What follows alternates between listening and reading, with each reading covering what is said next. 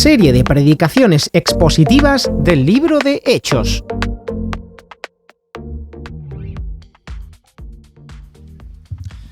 Bueno, buenos días a los que no he podido saludar al principio.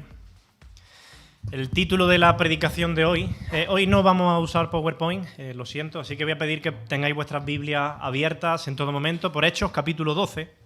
El título que le he dado a la predicación es La locura de luchar contra Dios. La locura de luchar contra Dios. Y antes de entrar a leer y explicar el texto, a mí me gustaría contaros una historia que sucedió en una familia muy peculiar, la mía. La mayoría de vosotros conoceréis a mi hermano mayor, a mi hermano David. Cuando él tenía aproximadamente unos 3 años de edad, bueno, vosotros sabéis que él nació, la mayoría lo sabéis, ¿no?, con problemas muy graves en la vista. Lo que se dice ver, pues veía muy poco, ¿no? Pero hablar, hablaba por los codos. Lo que le faltaba de visión, pues le sobraba de hablador, ¿no?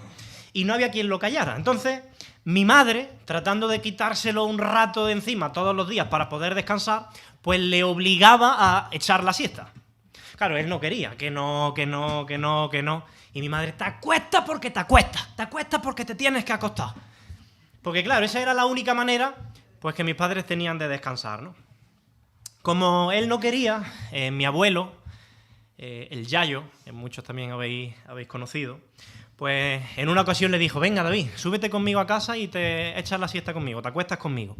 Y ese día, pues mira, David se fue más contento con el abuelo a la cama. Mi madre subió a David a lo de mi abuelo, mis abuelos viven justo en el piso de encima, y mi madre se aseguró de que David se metiera en la cama con el abuelo, de hecho lo metió ella en la cama. Bajó las persianas y bueno, la casa de mi abuelo es muy oscura, le falta mucha luz natural. Si encima tú bajas las persianas, pues eso ya es una oscuridad que da miedo, no ves nada por ningún lado, ¿no? Y mi madre pues dice, bueno, voy a aprovechar la ocasión. Y lo que hizo fue irse a la habitación que está justo al lado y tratar de echarse la siesta. Dice, voy a descansar, ¿no? Al menos esa era su intención, porque cuando estaba allí, ella escuchaba todo el rato a David, R hablando con el abuelo. Yayo, ¿sabes qué? Bla, bla, bla, bla, bla. Y venga a hablar. Mi abuelo no, mi abuelo estaba callado porque quería dormirse, pero mi hermano David no paraba. Y mi madre le gritaba desde la habitación de al lado, David, cállate ya, ¿eh? David, que te calles. David, que te la va a ganar, cállate. Venga a dormir. Y mi hermano David por lo de bajini, Yayo. Y bla, bla, bla, y bla, bla. Y venga a hablar.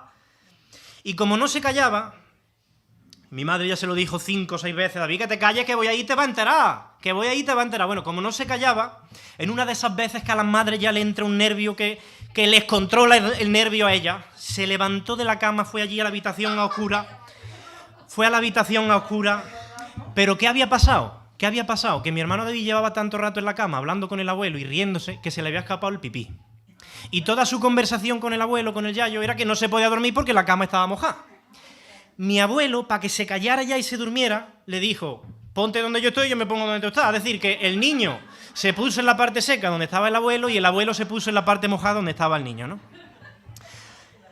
Cuando mi madre, hartica ya de avisarle de que se callara, con la rabia esa que la controlaba por dentro, entró en la habitación a oscura, mira, cogió por la cabeza y empezó blin blan, le pegó tortas por todos lados, le tiró de los pelos, le pegó pellizcos. Si es que te lo he dicho 20 veces, que te calles ya. Mira, allí no se sintió ni una mosca en esa habitación. Ni el abuelo, ni el niño dijeron nada. Y cuando mi madre se hartó ya de darle torta y de tirarle de los pelos, salió de la habitación y dijo eso que dicen las madres, ¿no? Y ahora habla otra vez. Santo remedio, ni un ruido más. Pero 2 horas después, cuando todos se despertaron de esa sufrida siesta, mi hermano David se acercó a mi madre y le dijo, la vi mamá que palizón las pegaba al Yayo. ¿Cómo que al Yayo? Y aparece mi abuelo por detrás. ¡Qué borrica eres! Madre mía, qué borrica. Si le da eso al niño lo matas, qué borrica. Esto es una historia real, ¿no? Tengo que decir que Dios la perdonó, que mi abuelo también la perdonó. Pero qué desastre más grande, ¿no? ¿Qué metedura de pata? ¿Hay algo peor, algo más necio, más absurdo que pegarle a un padre? Pues sí, hay algo más necio que eso. Tratar de luchar y golpear a Dios. Y tú dirás, ¿luchar contra Dios? Pues sí. Cuando el alma de una persona está a oscuras y no puede ver ni discernir espiritualmente, como mi madre en esa habitación oscura, es capaz de hacer locura y de luchar contra Dios, a veces sin saberlo. Y eso fue lo que ha sucedido con muchos hombres y mujeres a lo largo de la historia. Por ejemplo, tenemos el caso de Faraón, ¿lo recordáis? Faraón en Egipto luchó contra Dios y luchar contra Dios le salió muy caro, a él y a su pueblo. Sufrieron la muerte de los primogénitos, sufrieron las plagas de Egipto y finalmente todo el ejército murió ahogado en el Mar Rojo, porque luchar contra Dios sí tiene consecuencias. Y en la historia que hoy vamos a leer, en Hechos capítulo 12, nos encontramos con el rey Herodes tratando de luchar contra Dios. Si tú tienes abierta la Biblia, en Hechos capítulo 12, versículo 1, fíjate lo que dice. Dice, en aquel mismo tiempo, el rey Herodes echó mano a algunos de la iglesia para maltratarles. Y tú quizás dices, espérate, José. Herodes no está luchando contra Dios, no te equivoques. Herodes, en todo caso, está luchando contra la iglesia, que no es lo mismo. Escucha esto, escúchalo bien. Lo que se hace contra la iglesia de Cristo, se hace contra Cristo mismo. Yo no sé si tú recuerdas lo que el Cristo resucitado le dijo a Saulo de Tarso cuando éste perseguía a los cristianos para matarlos camino a Damasco, ¿lo recuerdas? Se le presentó en el camino y le dijo, Saulo, Saulo, ¿por qué qué? ¿Por qué me persigues? Él no dijo, Saulo, Saulo, ¿por qué persigues a la iglesia? Sino, Saulo, Saulo, ¿por qué me persigues a mí? Porque lo que se hace contra el cuerpo de Cristo, se hace contra Cristo mismo. Jesús lo toma como personal. Por supuesto, esto tiene una aplicación directa sobre aquellos incrédulos que persiguen, que someten, que silencian, que maltratan a la iglesia de Cristo en cualquier parte del mundo. Ellos están luchando contra Cristo. Ellos están dando coces contra el aguijón. Y como dice el Salmo, un día se inflamará de pronto la ira del Hijo y tendrán que dar cuenta ante aquel que lo juzga todo. Pero ojo, porque esto también tiene una aplicación sobre aquellos que son creyentes. Aquellos que, siendo creyentes, de manera rápida y ligera, juzgan, murmuran, critican a la iglesia de Cristo. Cuidado con nuestras palabras, cuidado con lo que decimos, cuidado con entrar a ese juego, no sea que Cristo nos encuentre luchando y hablando mal de su esposa, la iglesia. Y es verdad que en cierto sentido los apóstoles eran como mi hermano David. Ellos no se callaban, no paraban de hablar. Ellos predicaban a tiempo y afuera de tiempo, no se callaban. De hecho, no es la primera vez a lo largo del libro de Hechos que las autoridades le han dicho a los apóstoles lo mismo que mi madre le dijo a mi hermano. ¡Shh! ¡Callaos ya! ¡Que os la vais a ganar! No sigáis hablando, no sigáis predicando, no sigáis hablando del nombre de Cristo. ¡Callaos que os vais a enterar! No lo digo más. Pero ellos, ¿qué hacían? Seguían hablando. Por supuesto, ellos no lo hacían por rebeldía, lo hacían por obediencia a Dios. No sé si recordáis, en Hechos capítulo 15, lo estudiamos hace algunas semanas, los apóstoles habían sido arrestados y habían sido metidos en la cárcel por predicar el Evangelio. Dios envió un ángel allí y los sacó de la cárcel y justo después de sacarlo, el ángel les dio una orden. En Hechos 5:20, lo leo yo, no hace falta que lo busquéis, el ángel les dijo, id y puestos de pie en el templo, anunciad al pueblo todas las palabras de esta vida. Y habiendo oído esto, entraron de mañana en el templo y enseñaban. No dejaban de hablar. Cuando las autoridades se dieron cuenta de que habían sido liberados de la cárcel y que estaban enseñando y de que seguían hablando, ¿qué hicieron? Los volvieron a arrestar y le preguntaron, en Hechos 5:28, ¿no os mandamos estrictamente que no enseñaseis en ese nombre? Y ahora habéis llenado toda Jerusalén de la doctrina. Respondiendo Pedro y los apóstoles dijeron, es necesario obedecer a Dios antes que a los hombres. Y ellos, oyendo esto, se enfurecían y querían matarlo. Estaban de los nervios ya. Pero en ese momento, dice Hechos capítulo 5, que un famoso fariseo llamado Gamaliel se puso en pie y les dijo a los apóstoles: salid un momento fuera. Y a las autoridades que estaban allí les dirigió estas palabras: apartaos de estos hombres y dejadlos. Porque si este consejo es obra de hombres, se va a desvanecer, pero si es de Dios, no lo podréis destruir. No sea, fíjate lo que dice, no sea que tal vez seáis hallados luchando contra Dios. Luchando contra Dios.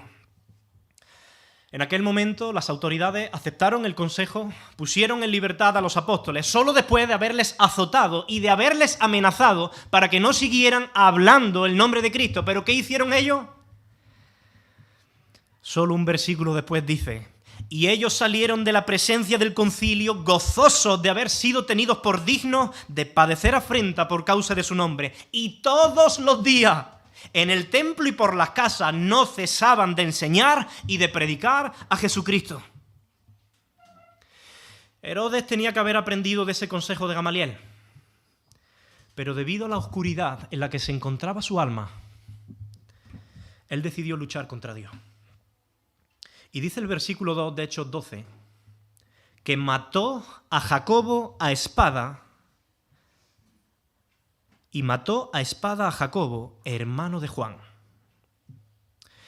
Curiosamente, cuando él mata a Jacobo, este apóstol de Jesús, Herodes comienza a recibir el aplauso, el halago, el reconocimiento de los judíos, y no hay nada, vosotros lo sabéis, que le guste más a un político o a un gobernador que precisamente esto, ¿no? Así que él dijo: ostras, esto funciona, voy a ir a por más apóstoles. Y en el versículo 3, un versículo después, dice: y viendo que esto había agradado a los judíos, procedió a prender también a Pedro. Era entonces los días de los panes sin levadura. Claro, él razonó y dijo: madre mía, si matar a Jacobo ha hecho que todo el pueblo me alabe, imaginad si yo arresto a Pedro, que por aquel entonces era el mayor líder del cristianismo, y me lo cargo públicamente. Ya está, me consagro, me corono. Y encima él lo hace en el día de los panes sin levadura, dice el texto, que es la fiesta de la Pascua. Él sabía que en la fiesta de la Pascua Jerusalén se iba a llenar de peregrinos, de judíos devotos, y así su acción pues iba a ser más reconocida, más valorada, más aplaudida. Eso es lo que él perseguía. Y dice el versículo 4 que habiéndole tomado preso, le puso en la cárcel, entregándole a 4 grupos de 4 soldados cada uno para que le custodiasen. Y se proponía sacarle al pueblo después de la Pascua. Si os fijáis, Herodes quería tenerlo todo bajo control, quería tenerlo todo atado, no quería correr ningún riesgo. Es muy probable que alguien le recordara a Herodes que no mucho tiempo atrás Dios había liberado a los apóstoles de la cárcel. Así que Herodes toma todas las precauciones posibles, pone a 4 escuadrones de 4 soldados para que hagan turno y lo vigilen. De cada escuadrón, 2 de ellos se introducían dentro de la celda con Pedro, se amarraban con cadenas a sus brazos, cada uno a cada lado, y los otros 2 soldados se paraban de pie en la puerta para que de allí nadie saliera. Es decir, era un sistema de máxima seguridad. Herodes estaba pensando en toda posible eventualidad. Él decía: bueno, ¿y si tienen un amigo dentro de la prisión? ¿Y si alguno de los soldados es un cristiano encubierto? No, yo no voy a poner a 1 ni a 2, sino a 4 soldados y a 4 escuadrones. De aquí nadie se escapa. Aparte de una intervención divina, era imposible que en esas condiciones un preso escapara. Herodes está luchando contra Dios y cree tener la partida ganada. Pero en el texto de hoy vamos a ver 3 razones por las que luchar contra Dios es una auténtica locura, una necedad. La primera razón es que nadie puede contra el poder de Dios. La segunda razón es que nadie puede evitar el castigo de Dios. Y la tercera razón es que nadie puede frustrar los propósitos de Dios. En primer lugar, nadie puede contra el poder de Dios. Mira, humanamente no se podía hacer absolutamente nada para salir de allí. ¿Y entonces qué hizo la iglesia? Versículo 5. Dice: así que Pedro estaba custodiado en la cárcel. ¿Pero qué? Me encantan los peros. Pero la iglesia hacía sin cesar oración por él. Hermanos, ¿qué tiene que hacer la iglesia cuando algo parece imposible? Orar. Orar sin cesar. La iglesia sabía que Dios sí tenía el poder para liberar a Pedro. Ellos como iglesia no tenían el poder, no tenían la influencia para cambiar el corazón de Herodes, no podían hacerlo. Pero ellos sí sabían que podían hacer algo. Presentar su causa, presentar sus preocupaciones, presentar sus miedos, presentar sus inquietudes al trono de Dios, delante del trono de Dios, sabiendo que nadie puede contra el poder de Dios. Herodes pensaba que lo tenía todo bajo control. Y sin embargo, era Dios quien lo tenía todo bajo control. Dice el versículo 6, que la misma noche en que Herodes estaba a punto de sacar a Pedro para someterlo a juicio, ¿qué hacía? Dormía entre dos soldados, sujeto con 2 cadenas, y una guardia vigilaba la entrada de la cárcel. Mira, yo quiero que tú te pongas por un momento en los zapatos de Pablo, o en las sandalias que usaban en aquel tiempo. Hace solo unos días, Herodes ha matado de forma cruel a tu amigo y a compañero de apostolado, Jacobo. Y lo ha hecho delante de tus ojos, de hecho lo ha hecho públicamente. Tú has visto la espada cortando su cuello, su sangre derramada. Tú has visto a su familia gritando, pidiendo piedad en vano. Tú has visto cómo el pueblo alababa a Herodes por eso, demostrando que tenían sed de violencia y de venganza. Y ahora Herodes te ha arrestado a ti. Y tú sabes que su propósito es matarte en breve delante de todo el pueblo y de la forma más cruel posible. Tú sabes que son las últimas horas que tienes a este lado de la eternidad. Es probable que no hayas podido despedirte ni siquiera de tu familia o de tu esposa. El trato que te están dando, además de injusto, es inhumano. Yo pienso en Pedro. Y probablemente le vendría a la mente aquella profecía que Jesús le dio en Juan 21. ¿Lo recordáis? Justo antes de ascender. Jesús le dijo a Pedro, Pedro, cuando seas viejo extenderás tus manos, te ceñirá otro, te llevará donde tú no quieras. Y esto dijo dando a entender con qué muerte había de glorificar a Dios. ¿Lo recordáis esas palabras? Quizás Pedro estaba pensando en esto, él estaba diciendo, ya está. Esto es lo que Jesús me dijo. Él me dijo que me llevarían a donde yo no quería ir y estoy aquí. Pero él entonces recordó una cosa. Jesús me dijo que esto no sucedería hasta que yo no fuera viejo.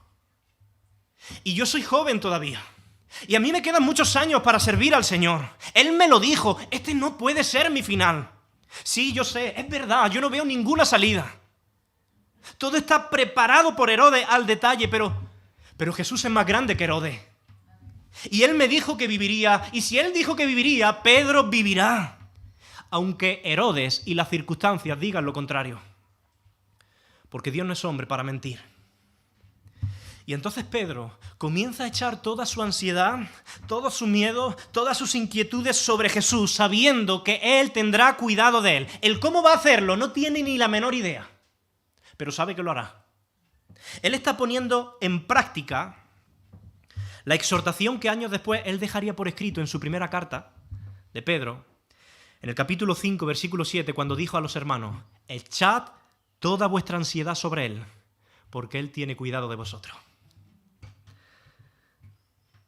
Si Jesús me dijo que yo moriría más tarde, cuando ya fuere viejo, no tengo nada que temer. Y solo así, Pedro pudo descansar en el duro suelo de la cárcel, con el sueño profundo de un niño. Mirad, hoy día nuestra sociedad está saturada de pastillas tranquilizantes, pastillas para dormir, y es verdad que a veces estas cosas son necesarias, ¿no? Por cambios hormonales, químicos en nuestro cuerpo, pero yo estoy seguro que la mayoría de nuestras preocupaciones, la mayoría de nuestras ansiedades podrían remediarse si creciera nuestra confianza en el cuidado soberano que Jesús tiene de cada uno de nosotros. Os pregunto, ¿tenemos nosotros más motivos que Pedro para estar angustiados? ¿Para tener temor? Él está en la cárcel. Tú estás aquí libre. Tú vuelves hoy a casa. Pedro puede ser que nunca más vea su casa y su familia.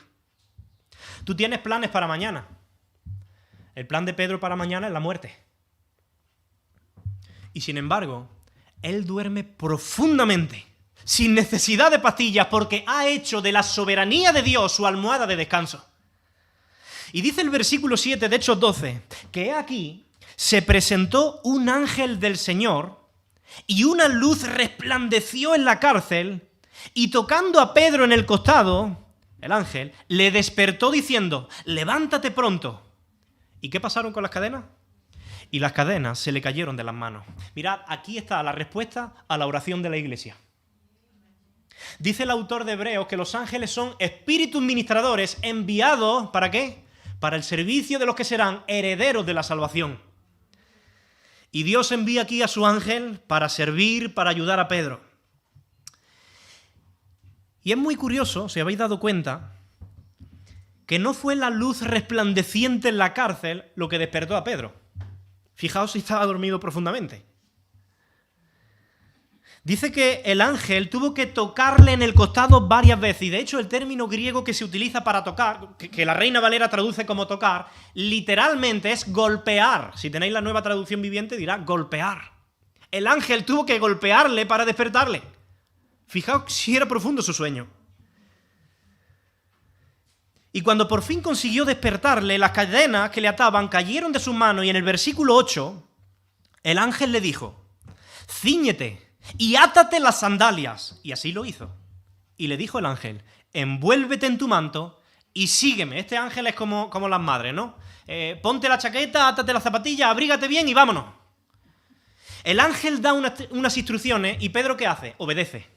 El ángel da las instrucciones y Pedro obedece, y en ese momento una serie de milagros comienzan a suceder. Versículo 9 en adelante dice, y saliendo le seguía, pero no sabía que era verdad lo que hacía el ángel, sino que pensaba que veía una visión.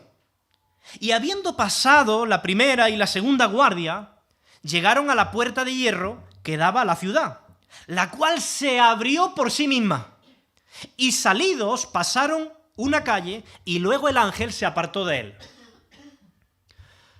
Cadenas se sueltan, puertas se abren, soldados quedan dormidos bajo un sueño sobrenatural. Y Lucas, el autor de Hechos, no nos da los detalles de cómo estos milagros suceden, pero suceden. Herodes, que aparentemente lo tenía todo bajo control, tenía que aprender que nadie puede contra el poder de Dios, que no hay ninguna cárcel que pueda contener a quien Dios quiere libre. Y el ángel completa su misión y dice el texto que se apartó de Pedro, se aparta de él. Termina el versículo. ¿Por qué se aparta? Bueno, es evidente que Dios no va a mandar un ángel para hacer lo que tú puedes hacer por ti mismo. Pedro no podía salir de la cárcel, por eso Dios envió a su ángel. Pero una vez fuera, Pedro sí podía salir corriendo y buscar un lugar de refugio. Por eso se fue el ángel. Si Dios siempre enviara a sus ángeles para ayudarnos en todo, eso degeneraría nuestras vidas y nuestro sentido de responsabilidad. Nos haría unos perezosos, unos irresponsables. No podemos estar siempre esperando esa intervención milagrosa de Dios en todo lo que hacemos. A veces Dios demanda de nosotros que hagamos nuestra parte, que trabajemos, que seamos disciplinados, que nos esforcemos. ¿Os imagináis a Pedro una vez salido de la cárcel allí en el camino? Señor, manda a alguien que me recoja. Hazme invisible, que no me vean. Que tus ángeles me lleven a un lugar de refugio. Pues no, muévete tú, perezoso. Hazlo tú. Yo ya he hecho mi parte, haz tú tu parte. Dios quiere que cooperemos con Él. Hermanos, cuidado con esa fe supersticiosa, porque se da mucho. Señor, dame un trabajo. ¿Vale?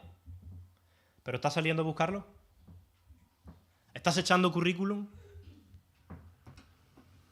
¿Te estás moviendo? Señor, ayúdame a bajar de peso y a despojarme de esta grasa que me asedia. ¿Vale? Pero ¿y tú? ¿Qué vas a hacer? ¿Estás dispuesto a salir a caminar, a hacer deporte, poner límite a lo que comes, llevar una alimentación equilibrada y saludable? ¿Estás dispuesto a renunciar a los churros por la mañana o a la tarrina de helado que te espera en el congelador? Dios quiere que cooperemos con Él. Y si es su voluntad, Él hará lo imposible, pero haz tú lo posible. No nos excusemos. Dice el versículo 11...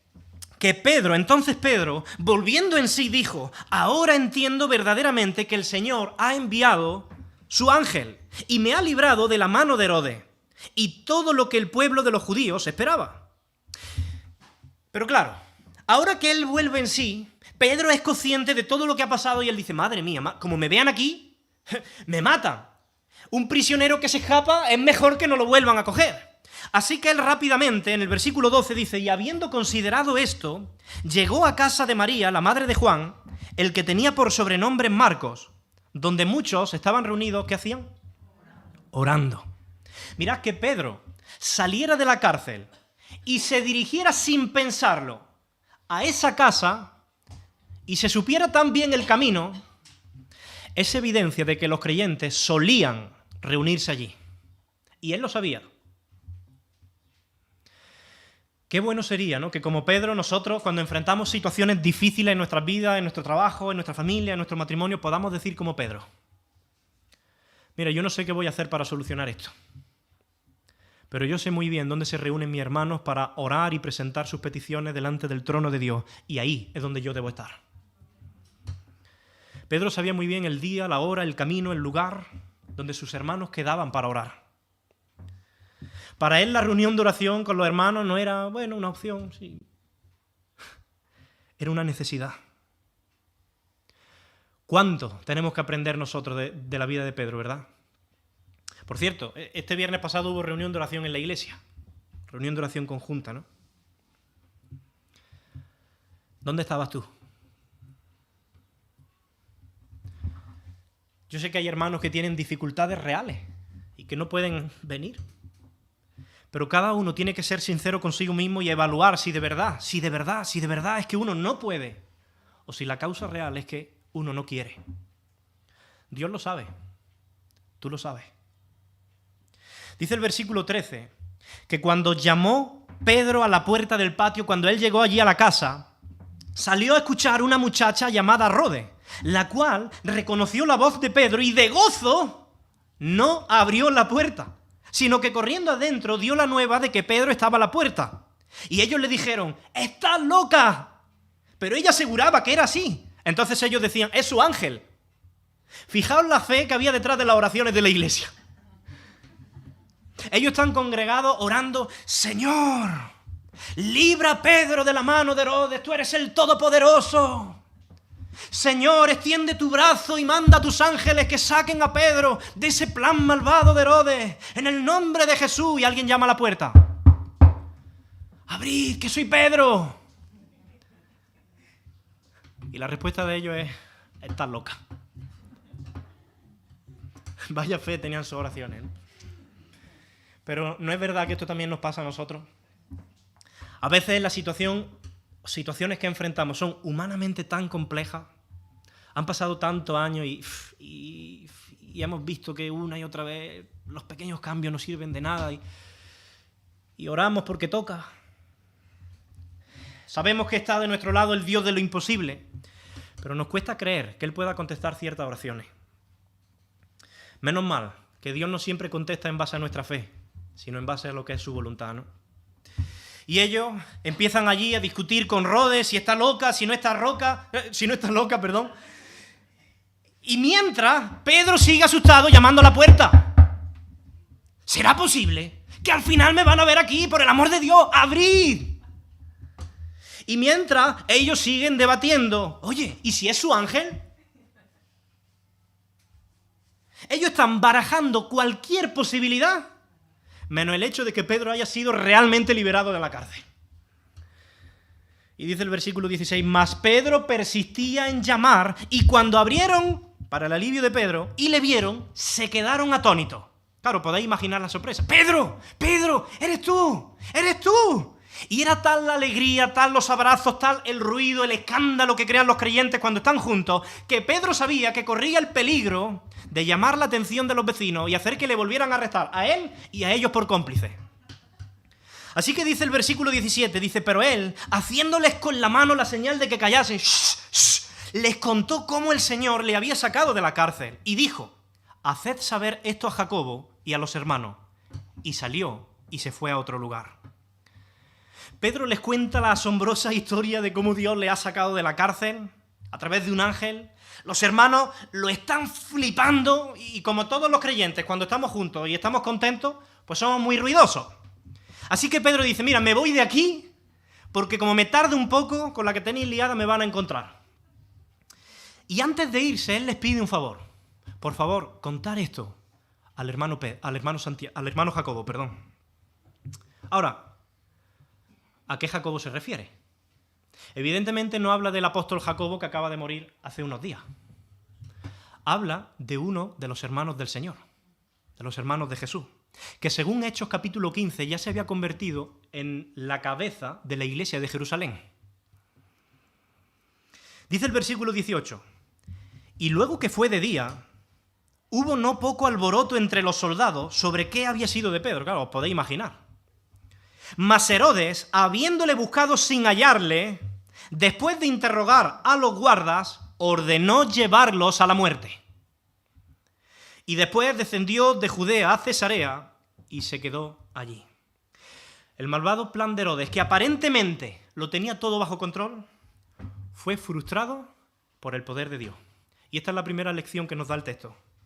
Nadie puede contra el poder de Dios. La segunda lección, y voy a ser mucho más rápido, evidentemente, es que nadie puede evitar el castigo de Dios. Mira, uno esperaría que Herodes, después de esto, hubiera aprendido la lección de que luchar contra Dios es una auténtica locura, pero lejos de eso, Lucas, el autor de Hechos, continúa su relato y nos dice lo que sucedió con Herodes unos meses después de que Pedro hubiera sido liberado de la cárcel. Dice el versículo 20, y Herodes estaba enojado contra los de Tiro y de Sidón. Nosotros no sabemos, no se nos dan las razones de por qué él estaba enojado, pero sí sabemos que no es buena idea que Herodes se enoje contigo.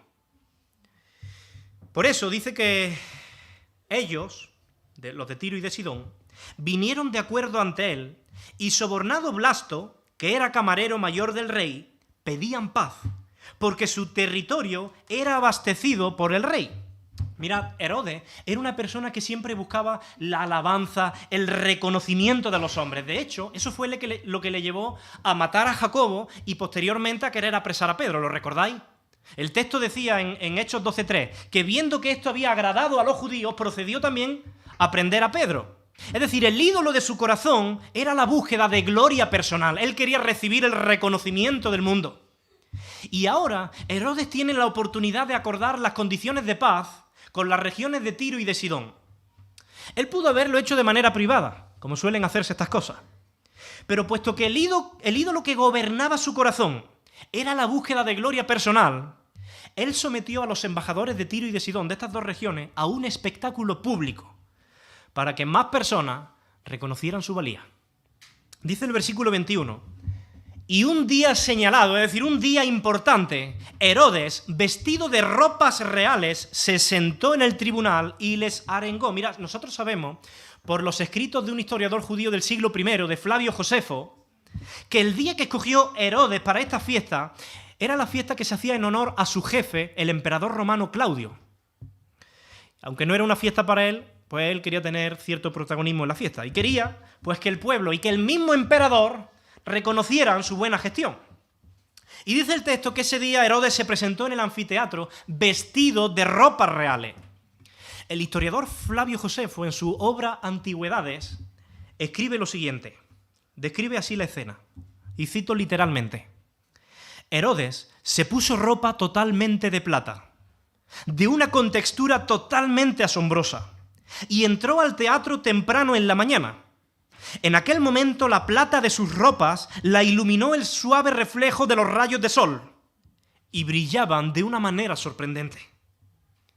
Él quería atraer la atención hacia sí mismo, él quería ser glorificado por los hombres. Y entre la resolución favorable de paz con la región de Tiro y de Sidón y esas ropas y vestidos de plata, él levantó el entusiasmo de las masas que empezaron a gritar en el versículo 22. Dice que el pueblo aclamaba gritando, voz de Dios y no de hombre. Es curioso que el mismo historiador judío, Flavio Josefo, siendo judío, él escribe lo siguiente. Herodes no les reprendió, ni rechazó sus halagos impíos. Y la respuesta de Dios fue inmediata. Dice el versículo 23, que al momento un ángel del Señor le hirió por cuanto no dio gloria a Dios. Y expiró comido por gusanos. Wow. El delito por el que Dios ejecutó a Herodes es porque él no dio gloria a Dios.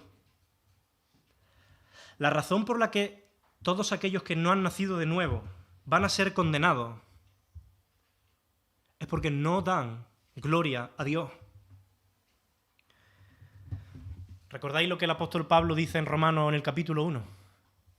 Dice que la ira de Dios se revela desde el cielo contra toda impiedad e injusticia de los hombres que detienen con injusticia la verdad. Y dice, pues habiendo conocido a Dios, ¿qué dice?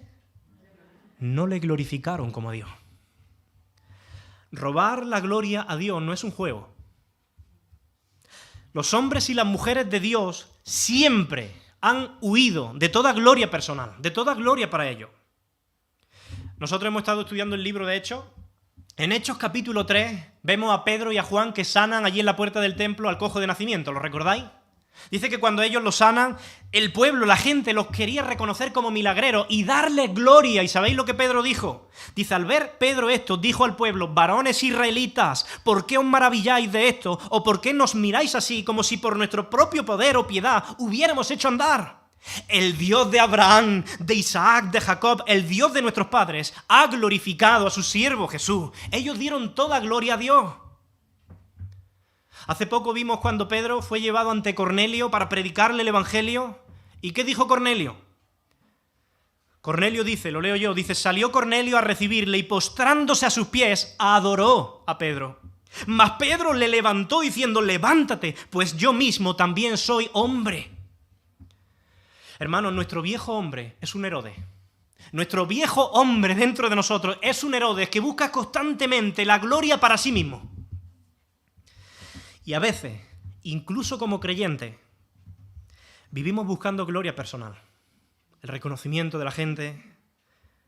Actuamos como si nosotros fuéramos los que estamos en el trono para hacer de nuestra vida lo que nos place.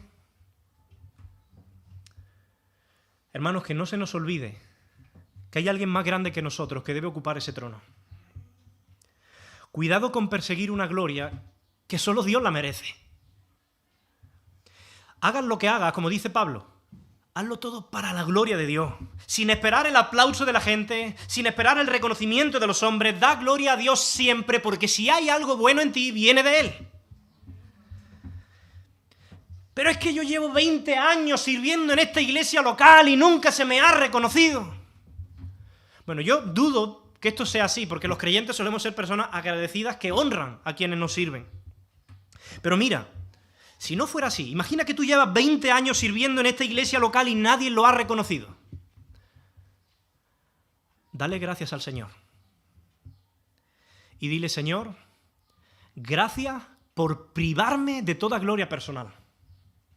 Gracias, Señor, por librarme de este atrevido y horrendo pecado de ser un ladrón de tu gloria. Señor, sigue humillando, pisoteando mi viejo hombre hasta que desaparezca. Di como el salmista, no a mi nombre, oh Jehová, no a mi nombre, sino a tu nombre da gloria. Y sigue sirviendo, pero no buscando la alabanza o el reconocimiento de los hombres, sino únicamente que Dios sea exaltado y que con eso te basta y que esa sea tu satisfacción, porque Dios te recompensará. Y para terminar, el tercer punto es que nadie puede frustrar los propósitos de Dios. Mira, hay una verdad muy clara en la Biblia que se repite una y otra vez. Y es esta: nadie puede frustrar los planes de Dios. Dice el Salmo 135, versículo 6, que todo lo que Jehová quiere, lo hace, en los cielos y en la tierra, en los mares y en todos los abismos.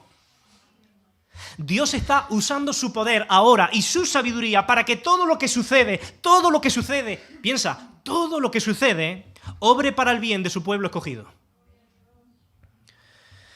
A pesar de la furiosa oposición del pueblo contra la iglesia, a pesar de la oposición de gobernantes como Herodes contra la iglesia, la palabra del Señor crecerá. Los creyentes se multiplicarán y los propósitos de Dios se cumplirán.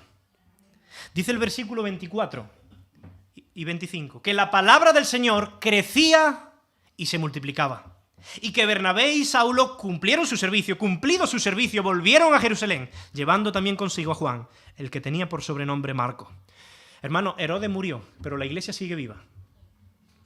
Y ni Herodes, ni la persecución, ni gobernantes, ni amenaza, ni el liberalismo ético, ni el libertinaje moral de esta sociedad, ni las puertas del Hades prevalecerán contra la iglesia. Y quiero terminar resaltando un detalle que nosotros hasta ahora hemos pasado por alto, pero que a mí me ha tenido toda la semana dándole vuelta. ¿No os sorprende a vosotros el contraste tan grande entre el caso del apóstol Jacobo y el caso del apóstol Pedro? Por un lado, Dios permite que un tirano como Herodes acabe con la preciosa vida y el valioso servicio que Jacobo estaba ofreciendo a la iglesia. Y sin embargo, Dios manda a un ángel para librar a Pedro de una muerte segura de mano de Herodes. ¿Cómo se explica esto? ¿Por qué Dios salva a uno y deja morir a otro, si los dos son sus hijos? ¿Por qué Dios ha hecho un milagro con uno y no ha hecho un milagro con otro? Mira, podemos tratar de dar muchas respuestas a esto, pero no vamos a estar más que especulando. La realidad es que no lo sabemos, y yo creo que esta es una lección que el Señor quiere darnos. Los planes de Dios son un misterio para nosotros. Es verdad que todo lo que necesitamos saber para nuestra salvación, Dios nos lo ha revelado en su palabra. Pero nosotros no sabemos absolutamente nada acerca de los designios que Dios tiene para la vida particular de cada uno de sus hijos. No lo sabemos. Ignoramos por completo las razones que Dios tenía para permitir que Jacobo le glorificara a través de la muerte, lo mismo que ignoramos por completo las razones que tenía para permitir que el ángel librara a Pedro de la muerte. Ignoramos por qué Dios sana milagrosamente a un hermano cuando oramos por él porque está enfermo y por qué permite que otro hermano muera a pesar de que estamos orando por él. Lo ignoramos por completo. Porque los planes de Dios son un misterio.